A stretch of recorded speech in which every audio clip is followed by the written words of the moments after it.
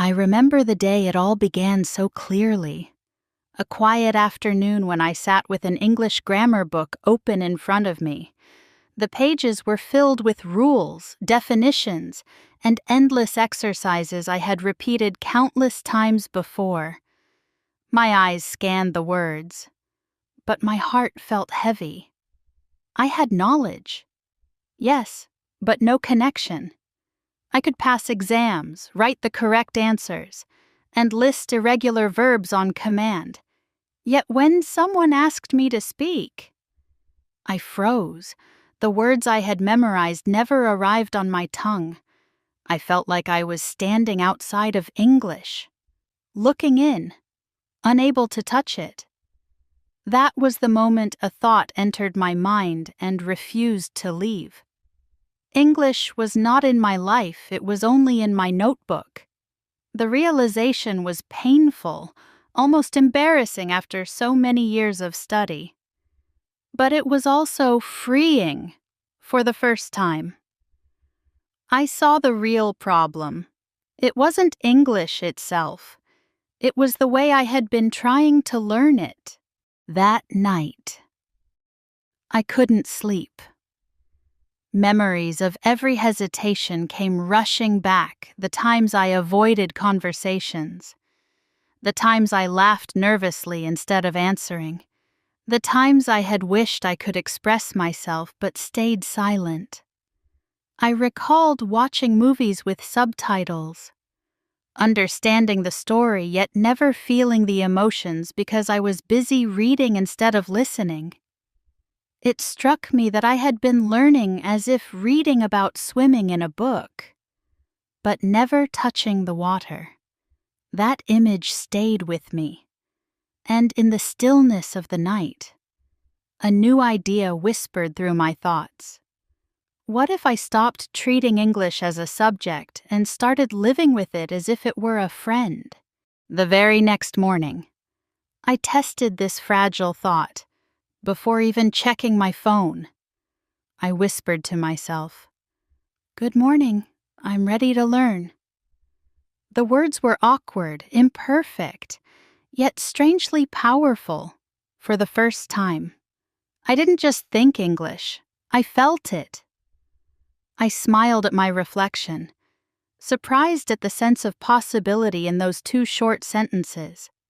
Throughout the day, I experimented while brushing my teeth. I named what I was doing. While walking to the store, I listened to English in my headphones instead of music. My mirror became a conversation partner, my diary a new place for expression. It wasn't about being fluent yet. It was about weaving English into the fabric of my daily life, slowly. I began to sense that learning wasn't the same as living. At first, English still felt distant, like a stranger who visited only during school tests or formal lessons. I remembered memorizing long vocabulary lists, words that slipped away because I never used them. I remembered studying conditional sentences and passive voice that had no place in my daily conversations. Every attempt felt cold, mechanical, and far from my emotions. But one day, I saw a child speaking English happily, imperfectly, yet without fear. He was laughing, playing, making mistakes, and not caring at all. The truth hit me. He wasn't studying English, he was living with it. In that instant, I understood the key. English would never feel like mine if I kept treating it like a distant subject. It had to become part of my inner world, not just something outside of me. So I made a decision. I would no longer wait for the right time, the right course, or the perfect teacher. I would bring English into my life every day, in every small way possible.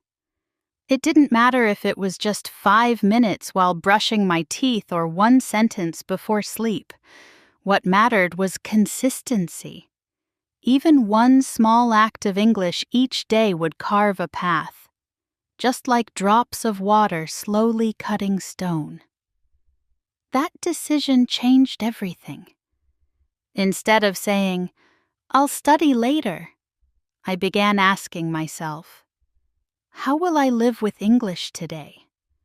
Sometimes it meant whispering affirmations in the morning. Sometimes it meant listening to a short podcast while cooking. Sometimes it meant describing the sky out my window in simple words. And though each action was small, together they created something big. A habit, a rhythm, a sense of belonging. Of course, there were days when I felt lazy, when my mind resisted, when nothing seemed to flow. In the past, I would have stopped altogether. But now, I reminded myself that missing a day wasn't failure, it was only a pause. What mattered was returning the next day, slowly. This consistency built my confidence. I stopped being the kind of learner who studied intensely for a week and then quit for a month. I became steady, daily, reliable to myself. And every time I whispered a simple English sentence in the morning, it felt like greeting a friend at sunrise.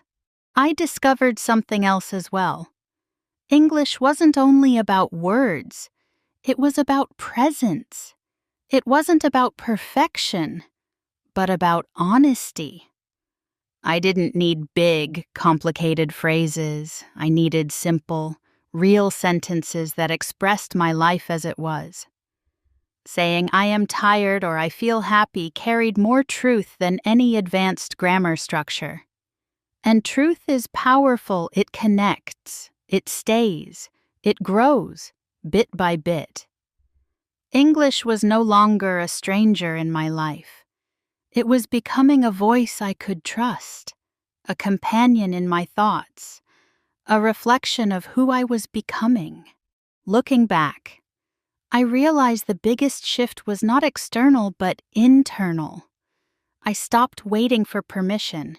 I gave myself the freedom to make mistakes, to be imperfect, to start small, and in doing so, I opened the door to a new world, a world where English was not outside of me, but within me, woven into the small, ordinary moments of my day. The most powerful transformation came when I began talking to myself. At first, it felt awkward, even foolish. I would glance around to make sure no one was listening before whispering sentences like, "I am sitting. I am drinking tea. The window is open." They were simple phrases, but every time I spoke them aloud, something shifted inside me. I was no longer just reading or listening. I was living in the language. I remember walking through my room one evening, narrating my actions softly to myself. I am brushing my teeth. I am closing the door. I am tired. But I will try again tomorrow. It was clumsy at first. Yet soon those small whispers grew into longer thoughts, and I realized that for the first time. I was thinking in English without forcing it. The mirror became my greatest ally. Standing in front of my reflection, I saw not just a learner but a person trying to find her voice. Some mornings, I looked at myself and said, "You can do this." Other days, I confessed, "I feel lazy today," or "I am nervous." Speaking to my own eyes gave me courage. The mirror never judged me, never corrected me, never laughed. It only reflected my effort. And that quiet acceptance gave me strength. The more I practiced, the more expressive I became, adding gestures, smiles, and even jokes. What started as awkward muttering soon grew into real conversations with myself.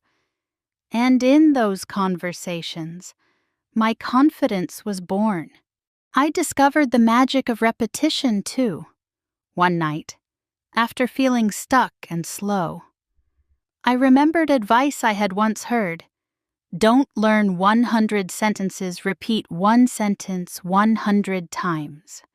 So I chose a phrase, I believe in myself. I said it again and again, whispering, singing, shouting, repeating until my mouth and tongue no longer hesitated. By the end of that night, it was no longer a phrase, it was part of me. Later, I did the same with other sentences. I will try again. English is my friend. Today is a new day. Each sentence became a tool I could use anywhere. Repetition gave me fluency not through memorization, but through rhythm, emotion, and trust. My phone also became my classroom. One evening, I changed its language to English. Suddenly, my daily device began teaching me words I had never studied. Snooze, reminder, download. Update, these were no longer words from a dictionary. They were actions I lived every day, without even realizing it. I was building vocabulary through daily habits. Every time I opened an app or adjusted my settings, I absorbed new words naturally, soon. I extended this change to my social media, my browser, my playlists. English was no longer just a subject I studied, it became the environment I lived in. Listening was another breakthrough. I loved music. But one day I replaced some of my favorite songs with short English podcasts and motivational talks. At first, I struggled. I didn't catch every word. But I kept listening as the voices washed over me. Slowly, patterns began to appear. How are you? What do you mean I don't know? These small phrases became familiar through repetition, not study. Listening trained my ears in ways textbooks never could. I even played English while cooking or lying in bed, letting my brain soak in the rhythm and melody of the language. With time, I realized that listening wasn't just about words, it was about feeling. A soft sorry, a cheerful wow, a gentle thank you, they carried emotions that stayed in my heart longer than any grammar rule ever had. There came a rainy evening when I made another bold decision, to watch a movie without subtitles. For years, I had depended on those lines at the bottom of the screen, reading instead of listening. Turning them off felt terrifying, like removing the training wheels from a bicycle. The first few minutes were difficult, words flying past too quickly, but soon I realized I didn't need to understand every word. I understood the emotions, the body language, the tone. I laughed at jokes. I followed the story. I felt the sadness of a character's tears for the first time. I wasn't translating, I was living the movie. That experience taught me that fluency isn't about perfection. It's about connection, about trusting your ears and heart to understand meaning even when words slip away. Writing became another doorway. I bought a simple notebook and began writing short diary entries in English. The first one was only 5 sentences. Today was a slow day. I woke up late. I made tea. I listened to an English video. I feel tired, but good. It was nothing fancy. But it felt powerful because it was mine. My own life expressed in English. Soon, I wrote every day, describing my mornings, my feelings, even my sadness. When I was lonely, I wrote, I feel alone today. When I was proud, I wrote, "I did well today." Writing gave me freedom. It helped me see English not as an exam, but as my second voice, a way to tell my truth. All of these habits speaking to myself, repeating sentences, listening daily, watching without subtitles, writing in my diary were small steps. But together, they built something bigger than I ever expected. English stopped being a visitor. It became family. And in that transformation, I discovered something deeper. Language is not just about grammar and vocabulary. It is about presence, honesty, and emotion. It is about using your voice, however imperfect, to connect with the world and with yourself. With time, my small steps began to reshape my entire world. I realized that learning English wasn't about distant textbooks or abstract exercises. It was about weaving the language into the very fabric of my life. I began using my mornings as a quiet ritual, a sacred space to start the day with English, before I even left my bed. I whispered one short sentence. "Today is a new chance." I repeated it softly 3 times, letting the words settle not only in my mouth, but also in my heart. Then, as I brushed my teeth, I played a short English audio. I didn't strain to understand every word. I simply let the sound wash over me. A gentle reminder that English was no longer outside of me. It was part of me. While preparing breakfast, I read a motivational quote or a headline in English, savoring the words slowly. 10 minutes of this morning habit set the tone for my entire day. But perhaps the most surprising discovery was how simple sentences became my strongest tools. For so long, I had chased big vocabulary, advanced grammar, and complicated phrases. Yet in real life, I froze whenever I needed to speak. One day, instead of trying to impress myself with difficult expressions, I simply said aloud, "I don't understand." That tiny phrase felt powerful because it was real, useful, and applicable anywhere. Soon I built a collection of such sentences. "Can you say that again? I feel tired today." That's interesting. "How do you say this in English?" These weren't textbook phrases. They were my survival tools. Repeating them daily made them automatic. So when real conversations came, I didn't freeze. The words were already waiting on my tongue. I practiced these sentences aloud like a game, changing their forms. "I need help." "Do you need help?" "She needs help." I acted them out in front of my mirror with emotions sometimes smiling, sometimes serious, sometimes whispering like a secret. The more I repeated them, the more natural they became. Slowly, these small bricks built the foundation of my fluency. They reminded me that true communication isn't about showing off. It's about being present and honest. And then, something magical happened. English began to live in my thoughts. One afternoon, I was walking down the street when I saw a little girl running and laughing, without planning it. My mind whispered, "She's so happy." I froze for a second, realizing that the thought had come in English, not in my native language. It was effortless, natural, and soft. That moment marked a milestone. I had begun to think in English. From then on, it happened more often. I would forget my phone and think, "Where is my phone?" I would wake up and feel, "I don't want to get up yet." These small, quiet thoughts told me that English was no longer just a skill I was learning. It was becoming part of my inner world.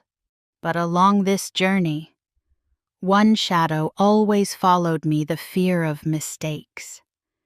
I can still remember a painful moment when I used the wrong tense and someone laughed. It wasn't cruel, but it stayed with me for days, making me feel small for a while. I avoided speaking, terrified of sounding foolish. But then I noticed something about children.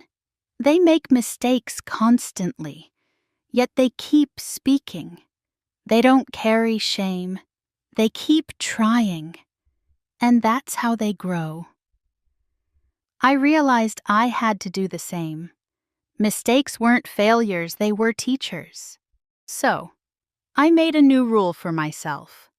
I would not avoid mistakes. I would welcome them. I began writing them in a notebook, not with shame, but with curiosity. I go, yesterday became, I went yesterday. She don't like became, she doesn't like. Each correction was not a wound, but a step forward. The more I accepted mistakes, the freer I felt. I began speaking without fear, even when I wasn't sure of the words. To my surprise, most people didn't care about my errors. They cared that I was trying. Some even smiled and encouraged me. That encouragement was worth more than 100 grammar lessons. The more I let go of perfection, the faster I learned. I realized that even native speakers stumble, forget words, and pause mid-sentence if they could be imperfect. Why couldn't I? Instead of chasing flawless grammar, I began chasing connection. I focused less on impressing others and more on expressing myself. Slowly, English stopped being a source of anxiety and became a source of freedom. One of the most beautiful transformations came when English became not just a language, but my emotional voice. I remember one night, writing in my diary, I scribbled the sentence, "I miss someone today."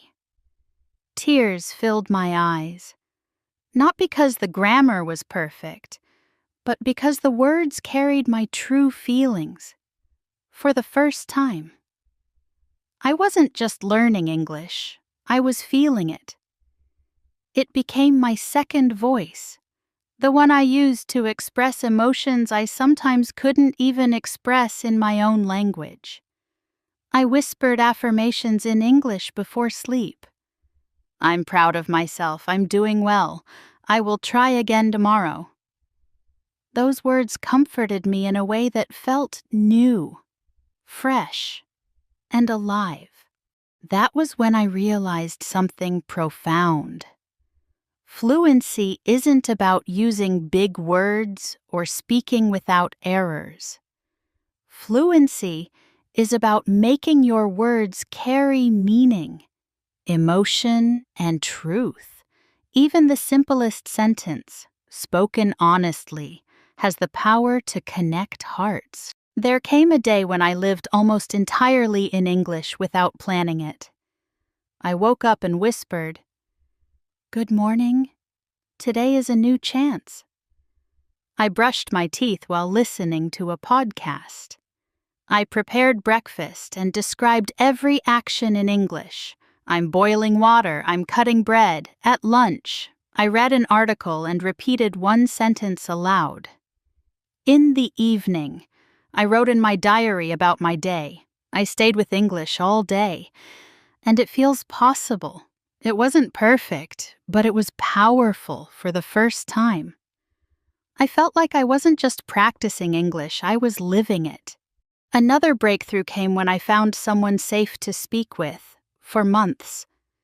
I had spoken only to myself. But deep down, I longed for real human connection. I was afraid of being judged. But one day, with trembling hands, I messaged a friend. "Can I practice with you sometimes, to my surprise?"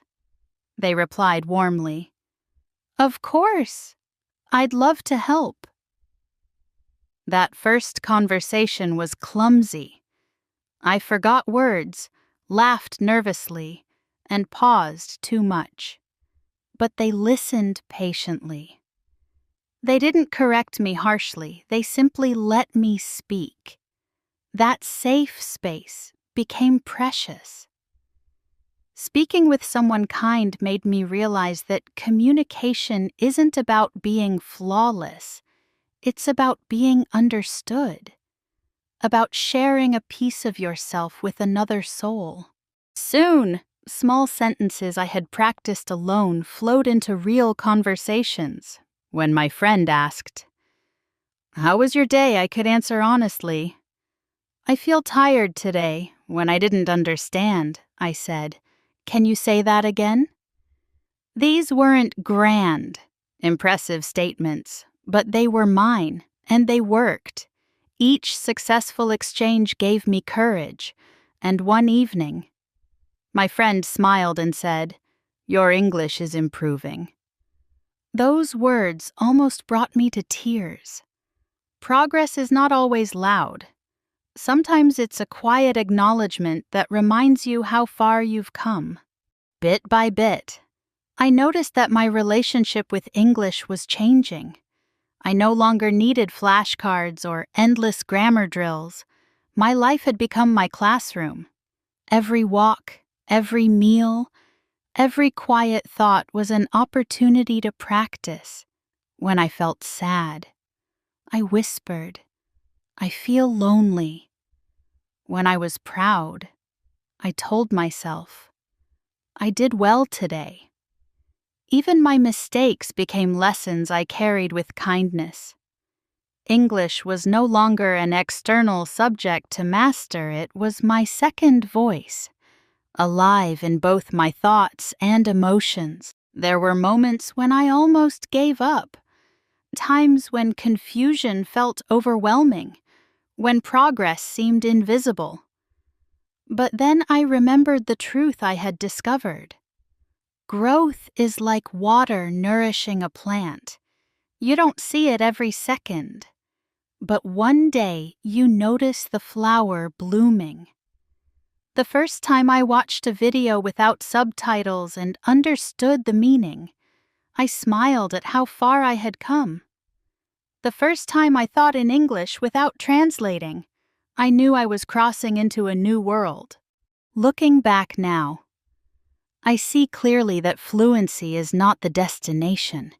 It is the journey of inviting English into every corner of your life, your mornings, your reflections, your emotions, your mistakes, and your conversations. It is not about never stumbling, but about rising each time you do. It is about speaking honestly, even if the words are simple. And perhaps the greatest lesson I've learned is this: language is not about perfection, it is about connection. A child laughing in broken English is more fluent than an adult who stays silent out of fear. The courage to speak, however imperfectly, matters more than flawless grammar. The honesty of saying, "I feel nervous," in simple English is worth more than memorizing advanced words you'll never use. So if you too are struggling to make English part of your life, remember this: you don't need to wait for the perfect teacher, the perfect course, or the perfect moment. Start now.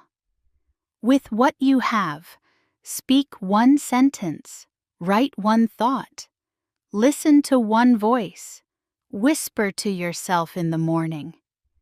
These small steps will lead to big changes, day by day. English will stop being a stranger and will become your friend, your companion, your second voice. In the end, I learned that fluency is not measured by tests or certificates, but by the freedom to express your heart. And that freedom is built slowly, lovingly, with patience, persistence, and courage. If my story touched you, I hope you take this step today. Don't just learn English, live with it. Feel it. Make it yours. And when you do, you'll see that the real secret to fluency has always been inside you. Thank you for listening to my journey. If you found meaning here, please like this video, share it with someone who needs encouragement, subscribe for more heartfelt stories, and leave a comment with your own experience. Let's grow together, one small step at a time.